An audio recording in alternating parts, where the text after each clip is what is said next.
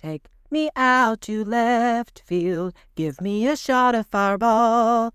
Give me some high fives from Mark Peña and a hug from Jeff Cross as we stand on top of the tables. Hearing the horns, that's a blast. For it's 1, 2, 3 shots from the cannon with the ladies of left field. Hey y'all, it's game time with the ladies of left field. Jordan here with Kasey and Katie, as always. Hey y'all. Hey y'all.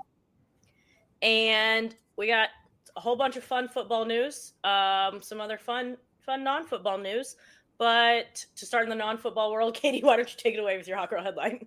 Sure. I'm going to start with the NBA. We've talked about it a little bit, but it's getting heating up in December.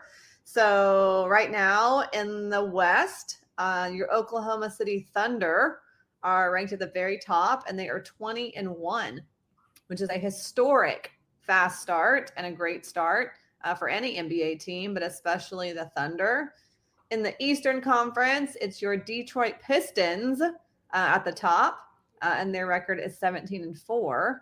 So, yeah, I mean, it's fun to watch right now. It's definitely getting going. Recently, an interesting thing is their Clippers have like a crazy packed lineup, star-studded group, and they're really struggling, y'all. They've only won 5 games in comparison to the Thunder, who are killing it at 20. Also recently, the Lakers were on a really hot streak. They had won 7 games in a row, and the Phoenix Suns halted that recently. Also, the Warriors signed Steph Curry for the rest of this season. So that's a big win for the Warriors. And we all love some Steph Curry. Seth Curry. Sorry, wrong Curry. Wrong Curry.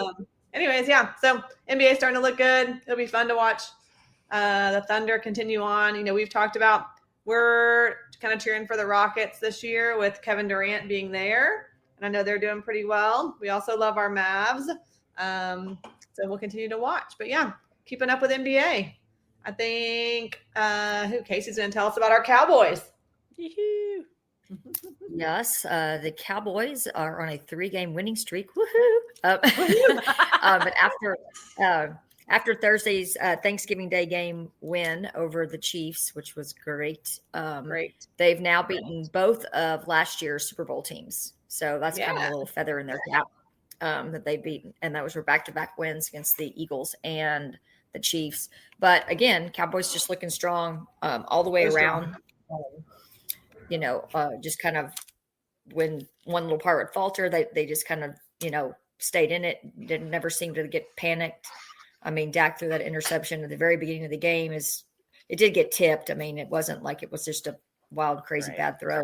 But CD Lamb came on strong in this game. He answered all of us, myself included, yelling at him about catching the ball, and he did catch the ball a lot. He heard us. Yeah. Pickens still had a great game in the second half. He had some clutch catches. Jaden Williams running good. The defense is all just playing good without having any one person being the star. It's like I feel like they're all feeding off each other. DeMarvion Overshown is back in there and looking good. And so anyway, I'm excited about they've provided some good entertainment. They have the Lions this week, which should be pretty interesting because I feel like the Lions are struggling. So you don't want the Cowboys to think this is going to be easy. Sure. You don't want to have that attitude going in. But lately, Jared Goff has had lots of, when he's pressured, he doesn't play well. And so, and the Cowboy defense is starting to get pressure on the quarterback. The past 3 games with, it's just all around, just kind of looking good, feeling good. And of course we have the kicker that can kick 9,000 bajillion yards away. So, although I don't want to like test that all the time. I don't want that to be a thing. Agreed. And I don't like it when the announcers are like, Mr. Automatic. And I'm like, stop. Don't jinx him. Don't jinx him. Oh, that's the worst. No more of that. The announcer thinks too. NFL's definitely, it's getting into its the super fun time with getting into December. Teams are and there are so many teams in the hunt for playoff spots. Basically, I think it's just New England and what maybe Chicago on the NFC that are kind of like totally out in front of their things. Everybody else is kind of in a cluster. Yeah. Yes, this is what I was just pulling that up too. And like the Broncos are sneaking up. Oh, that's up right. there. The Like too. So weird crazy. because Bo Nix scores no freaking good points for the games. I don't know how this guy keeps winning. He's not winning me fantasy games. I'll tell you that. We're taking a fantasy tangent because I got so shafted this week, y'all. It was just, oh man. Who was on your? So it was. Let me. I gotta pull it up now. View recap. Let's see. How do we do? Really, really bad. I lost by so many points. Where's the? But again, Nuck if you buck. Who is that? Is that Cassidy? That is I beat Cassidy. That's Jackie. Jackie had AJ Brown 30.2 points, Bijan Robinson 27.8 points, and then Dak had Dak. And so I think I lost by almost 60 points. Yikes! Yeah. So anyway, I think, are we in the playoffs now? Why is my thing say blue? Yes, I snuck in, and I snuck in I made the playoffs. I'm in a quarterfinal matchup. Of course, I'm playing Shelly. Let me check mine. I'm sure I'm not, because like I said, Bo Nix doesn't score points in fantasy, but he does somehow win games. I also was going to say, remember, Case, we were talking about this with your brother at Matt's. It's like that I was looking, and somehow CeeDee Lamb is like known for the past couple of years of not catching balls against Philly specifically. This has been a couple of years in a row that he has like struggled to catch balls against the Eagles. So I'm hoping it was just like, it's like a one game situation and it doesn't come up again, because you already checked it off your list, CD. So we got to play the Eagles later in some playoff game. Then it doesn't happen again. But that was interesting that I saw that get brought up. And I agree. The Cowboys, I do appreciate, I think when you have defenders around you that you can count on, and then you play your position better because you don't feel like you have to overplay your position or like get out of position to cover somebody else. It's like, so I think that's making everybody look so much better. So, and then we can't not talk about Dak Prescott, who is just like killing the game. Yeah. The man is looking amazing. And of course, like also, I mean, just being a good human, you know, so you gotta love that too. Mm-hmm. Yeah. I didn't realize he is behind Drake May. He is the passing leader right now. So good. That's awesome. I mean, and Pickens is the receiving leader behind Jackson Smith and Jigba. Oh, well, already there. Yeah. Okie dokie. That's I don't know. I'm in the consolation quarterfinal. Let's just call it the constellation. It sounds more fun that way. We're playing in the stars. F you guys. The stars. The stars against the stars and the stars. No, my team is trash. Yeah, I'm playing Rihanna. Oh. Rihanna, and I still am slated to lose, y'all. I'm still projected to lose. So hey, so am I. But that says because Brock Purdy's not playing, and I haven't put him in my lineup yet. So, great. I actually don't have a backup quarterback. Good times. My backup. I do, but my backup quarterback is Joe Flacco, who is on the bench. Yeah, your boy Joe Burrow is back. We'll see how long he stays back. I love Joe Burrow. I just don't trust him on a fantasy team. You cannot. You cannot. You've tried it before. I've tried it many years, and you just can't do it. Speaking of Joe Burrow, he looks like he's 12 years old. He does. When they were showing him last week, or Friday night, whatever, or Thursday night, whatever, afternoon or evening night after Thanksgiving, have that game on, and they would show him on the sidelines, and I'm like, my gosh, I'm like, he looks like, and I was like, he's been in the league now for at least 5 years, if not 6. Yeah. Let's see how. And I'm like, he looks like he's 12. I loved all the stuff the post game when he's like, yeah, I don't know who made. He's 28, by the way. He's like, yeah, I'm not touching that. I don't know who made that turkey. I don't know. I won't be eating that turkey. That is so. After you watch that show, Quarterbacks, that is so Joe Burrow. Like that, I totally know that he would say that after watching him on that show. Oh, what a guy! That's funny. Well, Joe Burrow. Speaking of LSU, my Hog Girl headlines. Perfect. Yeah. We'll speak on it again. I'm still fuming. To be totally honest with you guys, LSU has their new head coach, and it is Lane Kiffin. And I get worked up about Texas. Obviously, you know that. Everyone who listens to this podcast knows that. But I didn't expect to get that worked up about him leaving Ole Miss. But like the way that he just pulled all this BS and then kept poor Marty Smith hostage in the Ole Miss locker room facility. Oh, I know. For 3 days. That man never ate, never saw his family over Thanksgiving. Like, get it together, bro. Yeah. Yeah. Well, in these press conferences too, he's just been like horrible. Like, oh, I called Coach O, talked to Coach O, and then it was like, and then he's like saying that he doesn't even know how much he's making. I'm like, bullshit. Shut up. Yeah. Shut up. And another thing that'll be interesting outside of, I know we talked about this, like obviously him not being, and then him, oh, you know, I wanted to finish out at Ole Miss. Like we could have done something historic, won a championship, but you know, by the way, Ole Miss, if you don't let me, I'm going to take your coaches and your players and you'll have nothing. Good luck with your playoff run. Like that, it just got, it was so icky. The whole thing was icky. Surely no players have left with him. Not yet. Because I mean, they're dumb. Why would you do that? Here's your team. You have a chance to be in the playoff. You're gonna okay. And I keep seeing the argument that that Ole Miss shouldn't be in the playoff because FSU didn't get in the playoff the one year that their quarterback got hurt. And I don't know how people somehow continue to forget that was a 4-team playoff. This is a 12-team playoff. There's so much more room. Different.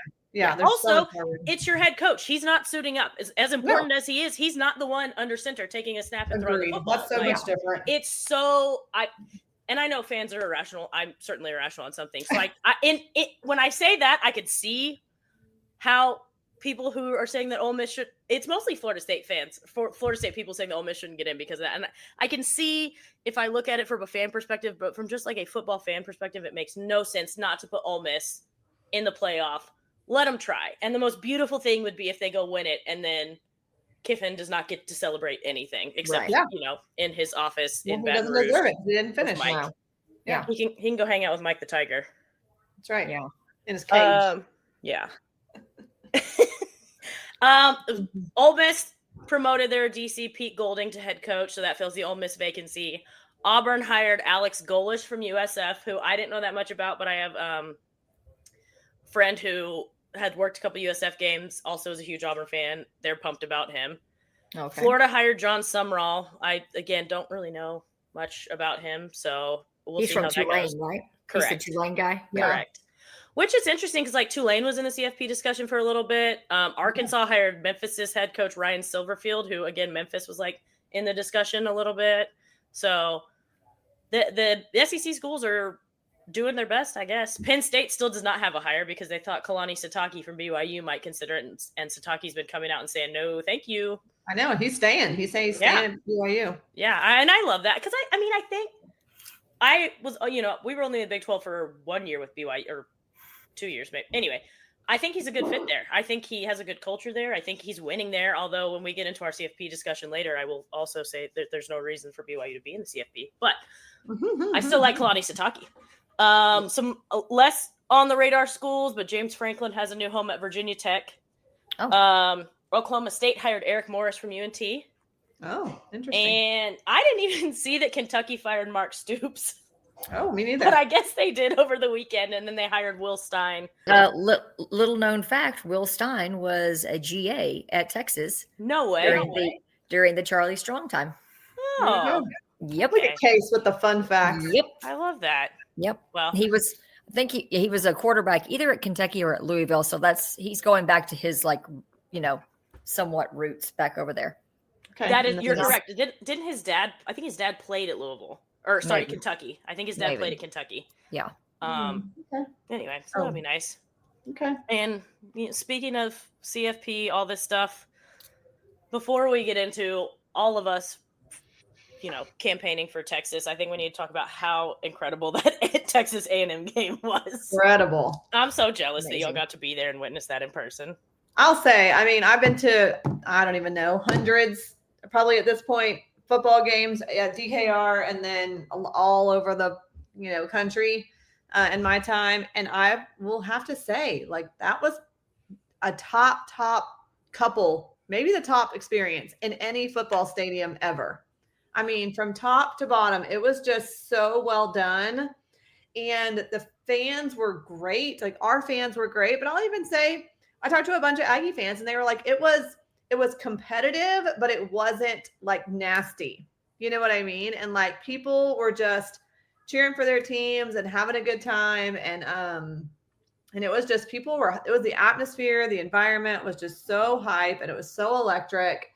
And I just want to say, like, hats off to the DKR crew, of course, to CDC, everybody who really put that thing together, because it was awesome. Yeah, it was super, super fun. And I mean, like Kasey and I talked about, from, you know, that the lights that the band had on, they had lights around their hats. They had, like, I don't know, just different lights and, you know, on different instruments. And it just made it super cool. The music, the sounds, of course, the drone show, but just the way the fans were so into it. It was so loud. Yeah, I don't know. It was a really great experience. It was super fun. And of course, winning's always good. Winning always helps, yeah. But I mean, it's been a long, long time since somebody could probably say that they've been there in that stadium and it stayed full the entire time after the game. Awesome. For like 30, 45 minutes after the game. I mean, it took us several hours to get home. Yeah. Dang. I know, we got lucky on that. Just get right on out. Good job, Texas fans. Yeah, that's great. So yeah. Arch had another stellar game. Yes. That I'm so glad that he's I wish that maybe 1 or 2 games earlier he'd have turned it on so that there was less of a like, oh, Texas, are we sure Texas is, you know, actually a good team? But and then Trey Wisner. Yes. Best game of his career. Yeah. After what, last year's A&M game, right? Yeah. Something like that. I love that. Love it. And you had our defense stand up when they had to. Michael Taft gets his interception. Oh, yeah, that was beautiful. I loved that. It just made me happy. I mean, I just feel like the defense definitely had that like bend, not break mentality. Yep. And then when we blocked that kick by my boy Ethan Burke, who also had a hell of a game. Oh my gosh, he was the defensive MVP. Yeah, and I just think that really energized us, and it energized. I mean, the stadium was going wild, and I really feel like it flipped the momentum to us, you know, even more. And that was a big swing. That was awesome. For the record, everyone, we're recording this on a Tuesday night just because I am heading out of town for work. So we are literally watching the CFP announcement show while we are recording this. Yes, we are. Have they said anything? Have they announced anything? No. My TV's behind me right now. I'm watching it. I'm in my living room. I've got the TV on, so Okay, good job. I'll interject here.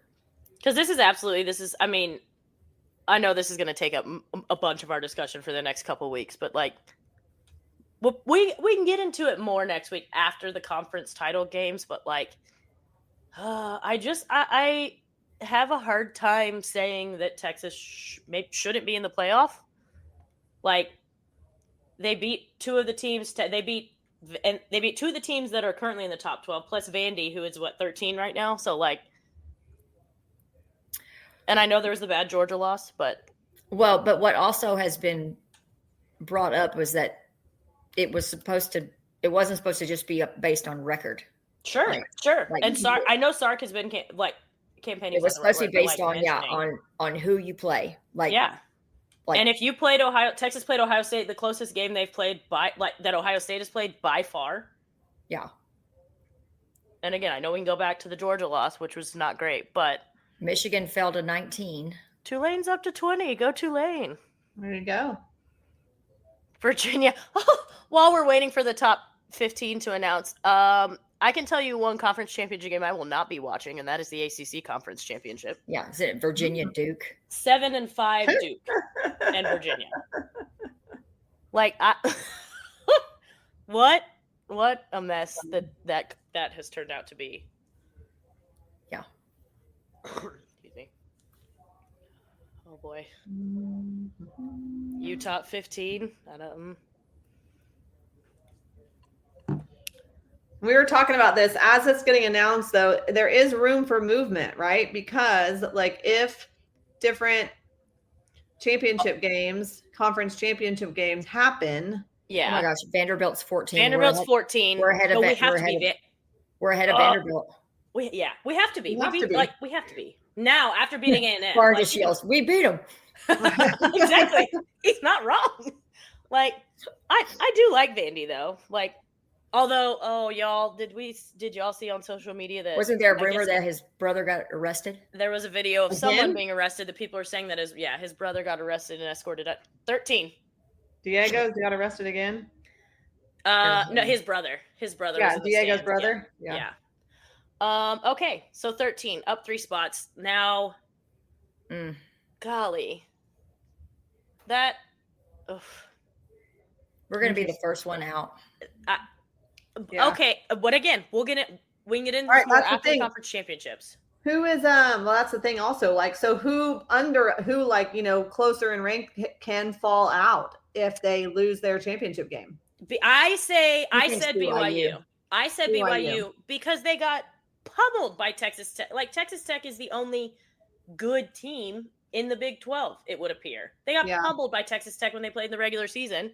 So I think unless Texas will kill them. Yeah, I would say unless I don't know how you in good conscience, I'm not on the committee, but I don't know how you in good conscience could put a BYU who has lost to Texas Tech by what, at least 22 times, if that's how the conference championship, and played nobody else like worth a damn. Exactly. Over, like, again, Texas over, okay, BYU's at 11, so that might be the one hope. Yeah. I still, like, Miami, my argument is, like, they Where is Miami? What are they? 12. They, though. Well, I could see that. Are they playing it? No. Are they? No, they're not playing in the conference championship. Yeah. Because That's what the weird conference are they in? The ACC? ACC, yeah. And if you look at their at their schedule, they have not played. They played Pitt. They beat them handily. They played Notre Dame. They beat Notre Dame. Yes, because Notre Dame's 2 losses were Miami and Texas A&M. But those 2 schools, Miami, Notre Dame, to me, Miami hasn't played anybody, but they've also beaten everyone handily. So that's why I almost have more of an argument of Miami getting in than Notre Dame, because, like, they lost to Miami and A&M, who are the 2 strong games on their schedule.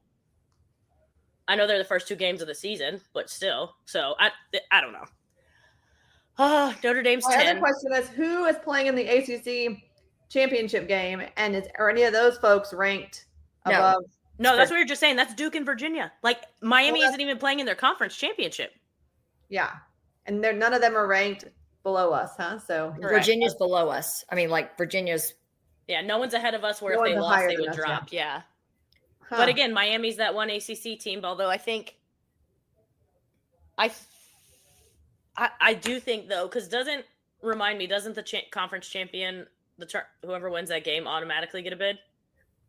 I don't think so. I think it's like whoever's the highest of a conference.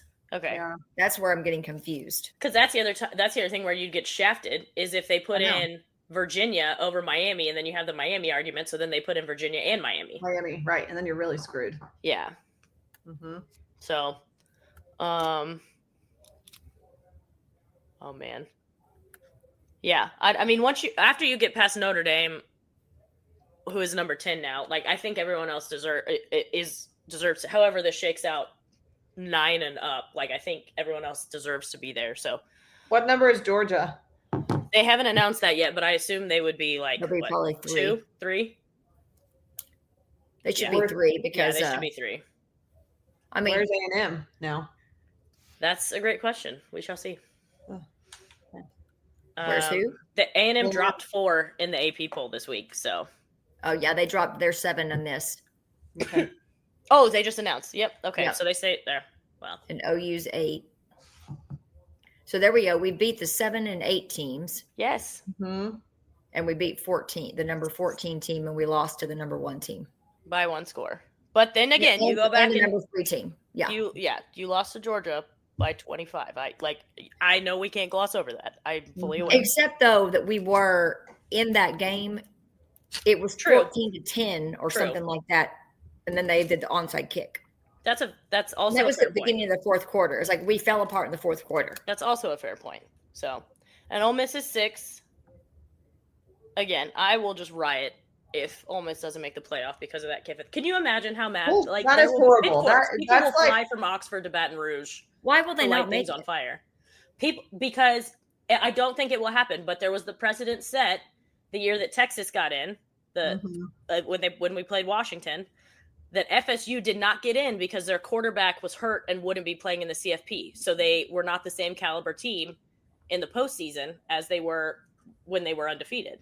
A quarterback playing with the quarterback position and a coaching are two separate things. Absolutely. Doesn't matter. Absolutely. Yeah, but that is the argument that people are making.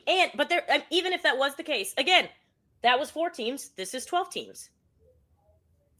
There's so much more room. Oh, no, hold on. No, okay. Now, this right now is saying the first team out would be BYU. The second team out is Miami because there is going to have to be 2 dumb people in. Yeah.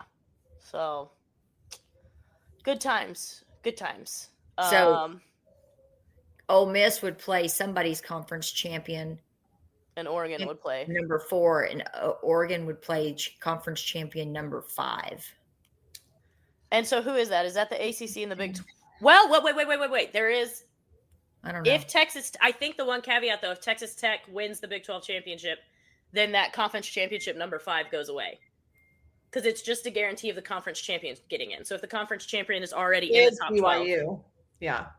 If BYU wins, then I think they would get to go. Yeah. But the problem is what you're saying is the ACC situation is because Miami is not playing in that ACC game. So It doesn't matter. Either Virginia or Duke. If 7-5 Duke gets into the college football playoff, it's going to get in. Right. It's automatically going to get an automatic bid into the playoffs. They need to stop this. That's just scrap conference championships to begin with. Agreed. I mean, we don't need to have automatic people getting in. This is not. I think they should scrap them as well. I mean, this isn't baseball and basketball where we get in 50, 64 teams and 50-something teams. Right. If it's 12 teams, it should be the 12 best teams. Agreed, no matter what. And if you're playing in a crappy conference, sorry about you. You know what I mean? Yeah. Or your conference has weird championship rules, get it fixed. Because it's like if a Duke gets in or a Virginia gets in and then they keep Miami in, that's taking a spot. I mean, I don't know if one of those 2 wins, they would kick Miami out. I don't know. That's crazy. I say I doubt they would, but I don't know. Mm-hmm. I don't know, man. All right, I got to head because I have to go jump on some work meetings. I can't even root for any of these teams. I mean, Indiana, I guess, is the only person I'll root for. Yeah. I don't mind. I really don't mind Oregon. I don't know. I just feel ambivalent about Oregon. Yeah. I will root for Ole Miss. I will root for Ole Miss, actually. Yeah, I would root for Ole Miss. Actually, I want them to win the whole damn thing with 2 big middle fingers up to Lane. And be like, hell yeah, damn right. We're going to win a national championship without you. And thanks for nothing. And I hope that happens. That would be great. Yeah. All right, y'all. I got to jump off. Women's college soccer, the semifinal and championship are this weekend, Friday night. Tune in on ESPNU, my friends. Okay. We got some volleyball happening around the horns as well. NCAA round on Friday. We're the number 3 overall seed, and we'll host Florida A&M, South Florida, and Penn State. Penn State was the 2024 champion. So we're go Longhorns, man. We love some volleyball. So that's going to be exciting. Yep. And Texas women's basketball is just killing it. They're number 2, beat number 3 and number 2 this past weekend in Las Vegas. Great games. They dominate. Against UCLA, they had over a 20-point lead, and then UCLA was able to come back, tie it, but then we rallied and held on for the win. And then South Carolina, I think it was kind of the opposite. Didn't get to see much of that game until the end because that was on Thanksgiving. Mm-hmm. But from everything I heard when I tuned in, it kind of gone back and forth. But South Carolina had about a 10-point lead on us late in the third quarter, and we came back and beat them. And Rory Harmon had the game-winning shot with 0.07 seconds left on the clock. It was great. It was really good, exciting for them. So, yeah. And then we were joking that the women's basketball is so good. Lady Longhorns are so good that Barnabas Reed, who likes his men's basketball Twitter account that's called Barbecue Chicken. We were saying even Barn is more hyped about women's basketball right now. Yes, he is. Barbecue Chicks. Barbecue chicks. Our men's team is starting to show some life. They definitely can they can score points now. So they're coming along. We're just going to see. I think we do have a good coach. It's just not going to be instantaneous. We don't have any kind of superstar name, which is probably to our what's the right word, is benefits us. Instead of having one of these one and dones that, we've been having for the past several years, we actually maybe have some players that all just want to play together and see what can happen here. So we can get behind and start to get to know them a little bit better. Yeah. Which is always nice. Yep. And let's see. And then one more little. Yeah. You have a golf thing, Kasey, for us? Yes. I was just going to say for the golf enthusiasts out there, would be me. Yeah. The Hero World Challenge is this weekend, and that's Tiger's tournament. It's one of Tiger's tournaments, but it's in the Bahamas. And so it's a real small tournament. There's only 20 people playing in it. This go round, Jordan and Scotty are in it, and there's lots of other Keegan Bradley, Justin Rose, Hideki Matsuyama. I mean, it's everybody playing in it is a name that everybody is recognizable and everything. So good scenery. They usually have little clips showing you the things that all the Tigers foundations do for the people down there. Anyway, so it's a fun tournament. Scotty won it last year, so he's looking to repeat. And there's that. So if you don't want to watch conference championship football games, which I may not want to since they're looking annoying, there's always golf. There you go. Options. Yeah, you have options again. Yeah, you can watch volleyball, a little basketball, yes, little golf. There we go. We're ready. Yes. Yep. All right, y'all. Well, we will keep seeing what's going to happen with all of this, and stay tuned. And time to open up your world of sports. Maybe stop a little bit less of college football now that our Longhorns are probably out. But yeah. All right. Well, have a great week, Case. Everybody have a great week. Yep. And in no time at all, we will legit see you in the real left field. See you in left field.